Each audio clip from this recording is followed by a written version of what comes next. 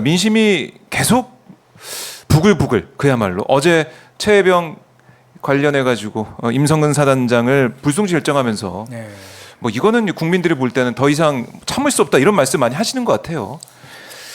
그렇죠. 그러니까 뭐 참 이제는 그 경찰도 네. 그러니까 최혜병 특검법 왜 필요한지를 다시 한번 확인시켜 준 거고 그 특검의 범위에 경찰까지 지금 들어가야 된다. 이런 얘기들이 지금 국민들 사이에서 많이 나오고 있죠. 네. 뭐 이거 지금 너무 어처구니 없는 일 아닙니까? 그러니까 뭐 윤석열 대통령의 경로 그 한마디에 모든 게 뒤죽박죽이 되어서 이제 뭐 그때 그러니까 수사를 공수처의 수사 외압과 관련된 거는 공수처에서 하고 순직 사건과 관련된 조사는 경찰에서 하고 예. 그다음에 또 군사법원에서는 지금 박정훈 대령에 대해서 예, 재판을 하고 있는 세 군데에서 이제 찢어서 하고 있는 걸 한 군데로 특검을 통해서 모아서 하자 이런 이제 취지였는데 네. 결국은 그 경찰에서도 그런 그 경로 그런 그 수사 외압에서 자유롭지 못하구나라는 것을 이번에 보여준 거 아니냐 그런 측면에 대단히 아쉽다 생각합니다. 왜냐하면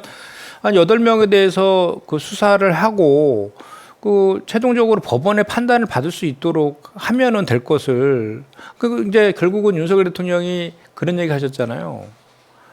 수사를 지켜보고 미진하면 내가 먼저 특검하자고 하겠다라고 했죠. 기자회견에서. 이제 특검해야 됩니다.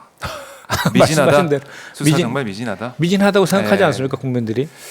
그러니까 최혜병이 왜 물속에 들어갈 수밖에 없었는지 네. 그리고 이제 포칠 대대장을 비롯해 가지고 그 지휘관들을 얘기는 압박을 받았다 이런 얘기를 계속하고 있는데 그 주장을 하고 있는데 경찰에서는 그게 받아들이지 않았어요. 네. 결국 국민들이 볼 때는 경찰 수사 이게 어떻게 보면은 권력에 좀 계속해서 영향 받을 수밖에 없기 때문에 네. 그리고 대통령이 한 얘기도 있고 또 대통령실에서 한 얘기 운영에 나와서 한 얘기 그다음에 뭐 입법 청문회 과정에서 한 얘기를 놓고 보면 결국 수사 가이드라인을 주면서 아무 문제 없는 걸로 임성근 전 사단장이 문제 없는 걸로 가이드라인 준 게 아니냐 이런 비판이 있었으니까 거기에 대해서 국민들이 이번 경찰 수사 결과를 납득할 수가 없다 이런 비판이 나온다는 거죠.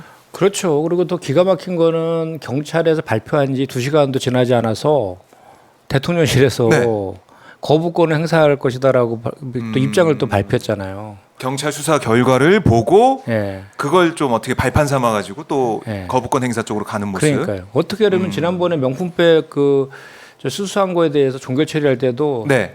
해외 순방 그거 맞춰갖고 또 했잖아요. 그러니까 이번에도 그런가요? 우리가 늘 하는 얘기지만 예. 이 정부는 정말 우리가 예상한 거에 한치의 그 오차가 없는 것 같아요. 너무 우리 예상한 대로 다 맞아 들어가가지고 네. 국정 운영을 좀 그렇게 했으면 좋겠다. 아니 이번에 그 수사 결과 내용을 제가 보니까 예. 이런 논리예요. 위험한 하천에서 세밀한 탐색을 지시한 게 확인은 됐어요. 근데 혐의가 없대. 결과가 이렇게 어제 네. 발표했고 권한 없는 행위를 했다는 게 확인이 됐어요. 권한 없는 행위를 했다는 게 확인됐는데 이거는 월권이지 직권남용이 아니다. 월권이지 직권남용이 아니다. 무슨 뭔 말입니까 이게? 그리고 안전 장비 없이 수색했는데 현지에서 결정한 것이기 때문에 주의의무 위반이 아니래요. 그러니까 이런 거죠. 뭐 이렇게 그 술은 마셨지만 음주운전한 건 아니다. 뭐 이런 식의 지금 논리를 피고 있는 거니까 국민들이 국민들이 이거 이해를 하겠습니까? 아니 그 포칠 대대장의 증언도 있었고 입법 청문회에서 과정을 쭉 보면 당시 이 현장 지휘관들이 어떻게 판단을 했는지, 그러니까 왜 그렇게 판단할 수밖에 없었는지 그런 사항들이 다 입법 청문회 과정에서 나왔는데 어떻게 보면 경찰은 좀 굉장히 이제 좁게 해석을 했다, 좁게 수사 진행을 했고 그 결과를 내놨다 이렇게 볼 수밖에 없을 것 같아요. 네. 어제 수사 결과를 보면서 이게 명시적으로 물에 빨리 들어가 뭐 이런 얘기가 없었다고 해서 그렇게 낸 건지 모르겠지만은 현장 지휘관이 받아들였을 때의 그 느낌, 당시의 상황 이것과 좀 다르게 경찰은 판단하고 임성근 전 사단장에게 면죄부 준 게 아니야 이런 비판이 계속 나오고 있는 거고 야당에서도 이거 그냥 두고 볼 수 없다 이런 얘기 나오고 있더라고요. 그럼요. 그리고 과거에 우리가 이제 그 삼풍백화점 붕괴되고 또 성수대교 붕괴된 적이 있었잖아요. 네. 그때도 그 대법원 판례는 건물 책임자하고 그 사고와 관련된 공무원들은 전부 다 공동전범으로 다 처벌했거든요. 이거 임성근 사단장 같은 경우에도 똑같은 논리인데 왜 이분만 빠집니까? 그러니까 그리고 이제 또 우리가 김건희 여사와의 친분설 이런 것들까지 다 연관되면서 네. 의혹은 국민들의 의혹은 일파만파로 커지고 있고. 또 최혜병 특검법이 통과됐을 때 있잖아요. 저희 민주당의 지지율이 4.1% 올랐어요. 그만큼 최혜병 특검법이 필요하다는 국민 여론이 이렇게 큰데도 불구하고 이런 정말 얼처구니 없는 그러니까 각종 의혹의 그 중심에 서 있는 윤석열 대통령이잖아요.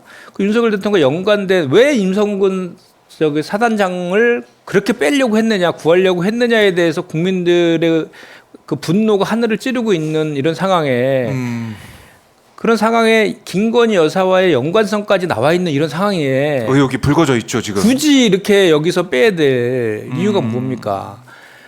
아니 저기 재판을 통해 가지고 법원에서 그렇죠. 우리가 판단을 받게 하는 게 이럴 때는 오히려 상식적이지 않겠습니까?